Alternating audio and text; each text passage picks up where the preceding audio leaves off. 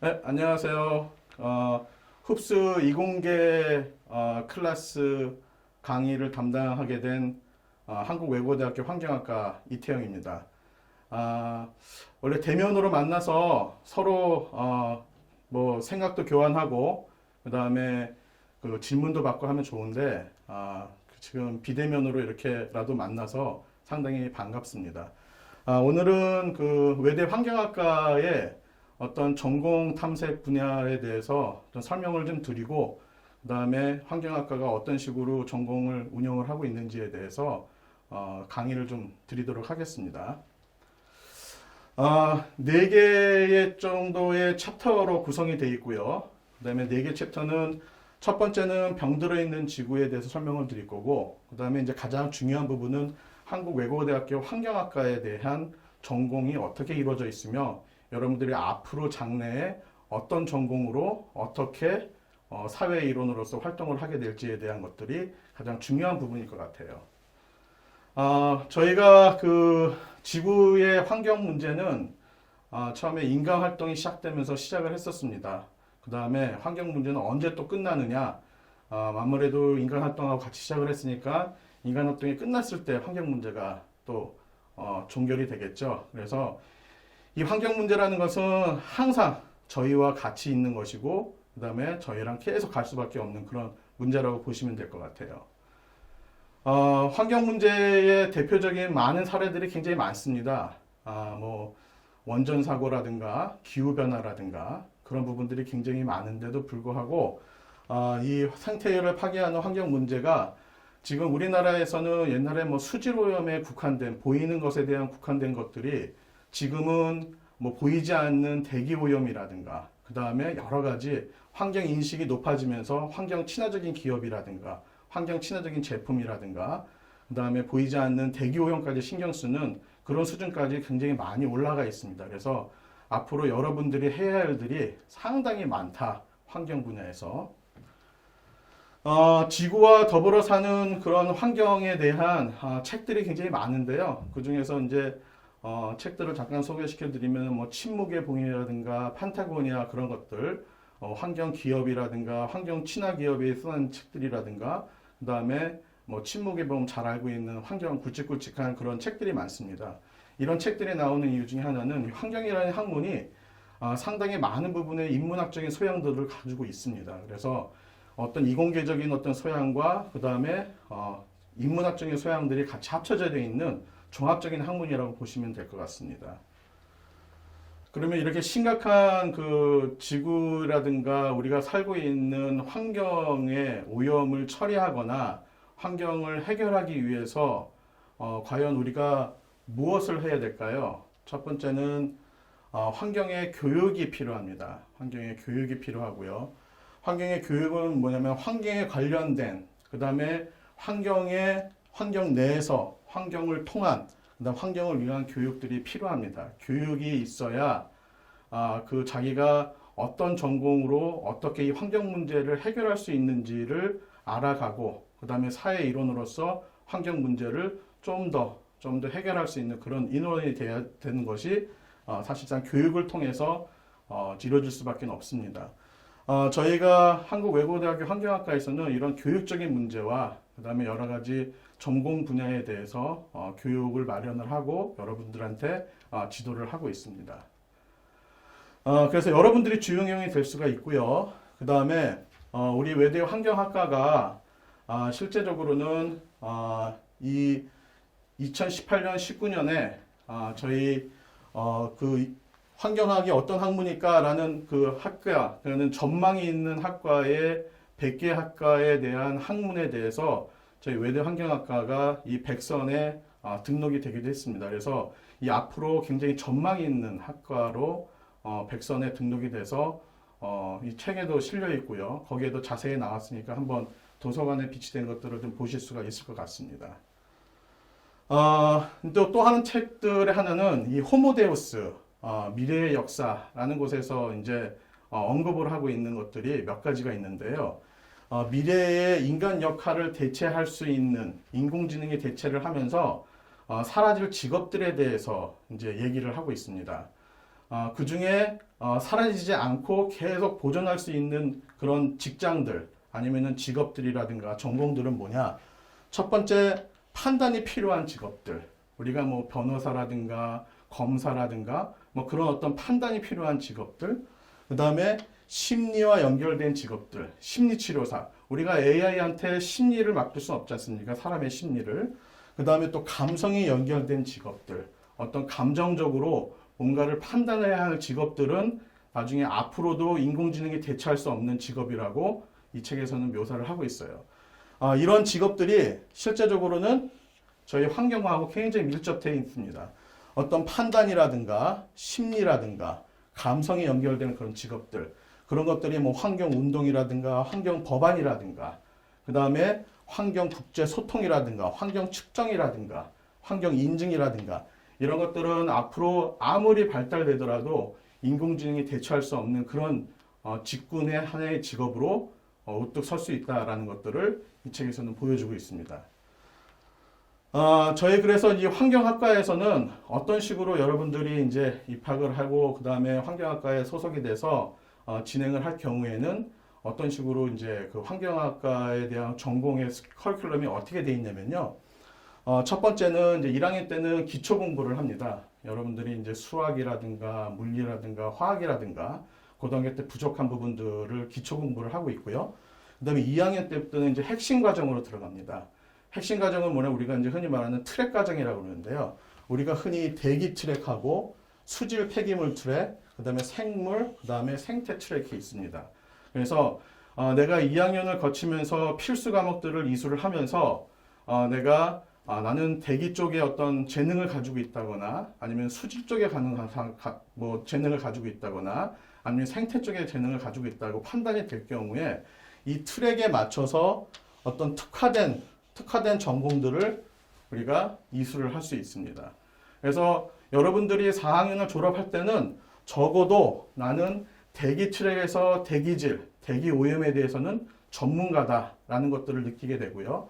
그 다음에 이 세 개 트랙 중에서 적어도 2개의 트랙을 이수를 하게 되는데 그 트랙 중에서 나는 수질 전문가이면서 대기 전문가다라는 것들을 충분히 배워서 나갈 수 있도록 저희가 트랙 제도를 통해서 환경에 대한 교육들을 실천을 하고 있어요. 더군다나 한국 외대의 어떤 큰 장점을 저희가 이제 접목을 시키는 작업들을 하고 있는데요. 저희 한국 외대는 상당히 이 언어학이라는 부분에 굉장히 강점을 가지고 있습니다. 아까 전에 전편에서도 제가 소개시켜드렸지만 이 환경이라는 것이 이공계 클래스에 속해 있지만은 인문적인 소양들이 다분하게 있는 학문 중에 하나입니다. 그래서 인문적인 소양과 이공계의 소양들이 합쳐져 있는 어떤 종합적인 학문으로서 이공계의 소양을 가지고 환경을 접근하시는 분들도 상당히 많습니다. 그래서 그 중에 가장 중요한 어떤 그 도구로서 사용되거나 아니면 자기의 강점으로 사용되는 부분들이 이 언어학 전공입니다. 특히 한국 외대 같은 경우는 부전공하고 이중전공의 제도가 잘 되어 있기 때문에 저희가 한국 외대에서 전공 내지는 부전공의 언어학을 가지고 최고 수준의 언어를 겸비를 하고 그 다음에 한국 외대 환경학과에서의 환경 전공을 가지고 있다면은 이 2개가 합쳐져서 여러분들이 어떤 제3국의 환경에 대한 어떤 미비하게 그 다음에 환경이 굉장히 후진국인 나라에서 활동을 하시면서 여러 가지 환경 분야에 대해서 국제적인 활동들을 할 수가 있겠죠. 그래서 이제 환경학과를 조금 소개시켜주면 환경학과는 89년도에 설립이 됐어요. 그래서 지금까지 한 30년 이상의 어떤 전통을 좀 가지고 있고요. 그 다음에 저도 개인적으로 이 89년대에 이 환경학과의 1회 졸업생입니다. 그래서 저는 여러분들이 교수로서를 대하는 것도 있지만 선배로서 여러분들의 어떤 장래들을 같이 걱정할 수 있고 고민할 수 있는 어떤 대상이 될 수 있다고 생각을 하고 있습니다. 그래서 89년도에 설립이 돼서요. 지금까지 계속 이어왔고요. 그 다음에 여러 가지 실험실에서 대기 분야라든가 그 다음에 폐기물이나 수질 분야라든가 그다음에 미생물 분야, 그러니까 생물 분야로 여러 교수님들이 활동을 하고 계십니다.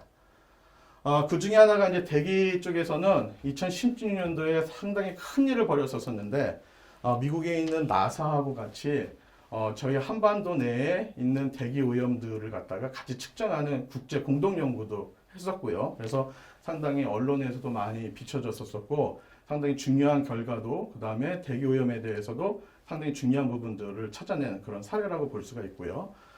그 다음에 이제 수질 쪽에서는 이런 어떤 수질에 대한 생태 독성이라든가 수질 처리에 필요한 것들 그런 것들을 연구를 꾸준히 해왔습니다. 특히 이 생태 독성 같은 경우는 우리 외대 환경학과의 수질팀에서의 생태 독성은 상당히 연구가 많이 돼 있고요. 그다음에 이제 다른 학교에서나 아니면 공공기관에서도 저희한테 자문을 받거나 도움을 이렇게 요청이 오는 사례들이 굉장히 많은 분야 중에 하나입니다.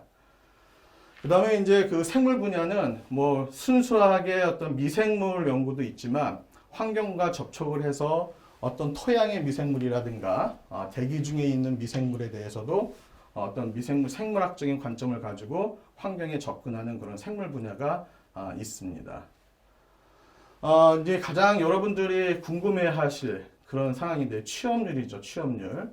저희가 전공을 아무리 배워도 나중에 이제 졸업을 하고 나서나 아니면 뭐 대학원을 가는 거 이외에 졸업을 하고 사회 일원으로서 얼마큼 활동을 하고 있느냐 이것이 이제 취업률인데요. 저희 환경학과는 상당히 취업률이 높은 편에서 꾸준히 유지를 하고 있습니다. 2014년도에는 한 70%, 그 다음에 2015년에는 한 80%에 가깝고요. 그 다음에 2016년에는 한 73% 정도. 그러니까 항상 70% 이상을 갖고 있는데, 그럼 30%가 사실상 졸업을 하고 나서 뭐 아무것도 안 하느냐? 사실 70% 취업률 이외에 30% 남아있는 곳에는 대학원 진학률이 같이 들어 있습니다. 그래서 30% 내에는 10%에서 15% 정도의 대학원 진학률을 갖고 있고요. 10%는 졸업을 하고 나서도 계속 꾸준하게 취업 준비를 해서 다 취업이 되는 걸로 파악이 되고 있습니다. 특히 이제 2020년에 코로나로 대부분의 학과들이나 아니면은 대부분의 사회적으로 취업률이 굉장히 떨어지는 그런 상황에서도 환경학과는 76%의 취업률을 계속적으로 유지를 하고 있습니다. 그래서 여러분들이 외대 환경학과에 들어와서 전공이라는 트랙을 꾸준하게 그 다음에 내가 상당히 전공 그 트랙을 따라서 열심히만 전공을 한다면은 나중에 취업을 하는 데 있어서는 그렇게 크게 문제가 될 거라고 생각하지는 않습니다. 자, 그러면은 실제적으로 전공을 가지고 밖에 나가서 취업할 수 있는 곳이 어디냐? 여러분들이 사실상 이제 1학년 신입생들을 맞이할 때 항상 생각하는 것들은 내가 환경학을 하게 되면은 막연하게 어디서 뭘 하는 건지 그런 부분들이 상당히 걱정을 하고 그 다음에 많은 지식들이 없어요. 근데 따지고 보면 여러분들이 가야 할 곳이 굉장히 많습니다. 첫 번째는요. 우리나라 환경부가 있지 않습니까? 환경부가 있고요. 환경부 산하 소속 기관들이 굉장히 많습니다. 여기 보시면은 환경부의 소속 산하 기관들이 이렇게 많고요. 그 다음에 소속 기관들이 굉장히 많습니다. 얘네들이 다 연구원들이나 아니면은 환경 업무를 처리하는 그런 기관들입니다. 거기에는 이 각각의 소속 기관에는 폐기물, 수질, 대기, 생태, 정책 이 5개, 6개 분야로 나눠져 있어요. 이 한 기관 안에. 거기에서 필요한 인원들이 상당히 많겠죠. 각각의 분야별로. 이런 것뿐만 아니라 전국 시도 보건환경연구원이라는 것이 있습니다. 시에서 운영하는 환경기구가 있습니다. 그래서 이런 것들이 연구원들이 있는데 각 시에서 연구원들도 마찬가지로 폐기물, 수질, 보건, 대기 각각의 분야별로 사람들이 다 필요하게 되는 거죠. 그래서 여기서 저희가 연구원으로 활동을 하거나 아니면은 공무원으로 활동을 하거나 환경 분야에 자기 전공을 가지고 활동을 하게 되는 겁니다. 아까 전에 말씀드린 것처럼 이 환경이라는 것은 상당히 인문학적인 소양들이 강한 그런 학문 중에 하나입니다. 이공계 클래스 중에서도 상당히 인문학적인 소양이 강한 학과 중에 하나인데요. 특히 저희 이제 외대 같은 경우는 외국어 교육이라든가 그 다음에 외국어 교육 비율도 높고요. 그 다음에 한 45개, 47개 관련된 언어학을 전공을 합니다. 그래서 어떤 아랍어라든가 인도 어떤 특수 언어들을 전공을 하면은 이 어떤 특수 언어의 메리트를 가지고 우리가 제3국에 나가서 환경에 굉장히 미흡한 그런 도시에 가서 저희가 활동을 할 수가 있고요. 그런 것들이 이제 국제기구입니다. 국제기구에서 이제 원하는 사람들은 적어도 외국어, 특수어를 구사를 하면서 환경에 대한 전공 지식을 갖고 있는 사람들을 상당히 많이 요구를 하고 있어요.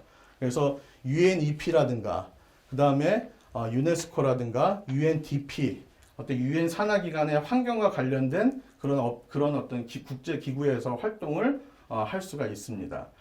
마찬가지로 여기 송도에는 이미 우리나라에 녹색기후기금이라는 것이 들어와 있어요. 그래서 GCF라는 것이 활동인데 거기서도 마찬가지로 어떤 언어 전공을 가지고 특수 언어라든가 아니 일반 언어를 가지고 우리가 그 환경이라는 전공을 접목을 시켜서 국제기구에서 활동할 수 있는 그런 인재들을 찾고 있습니다.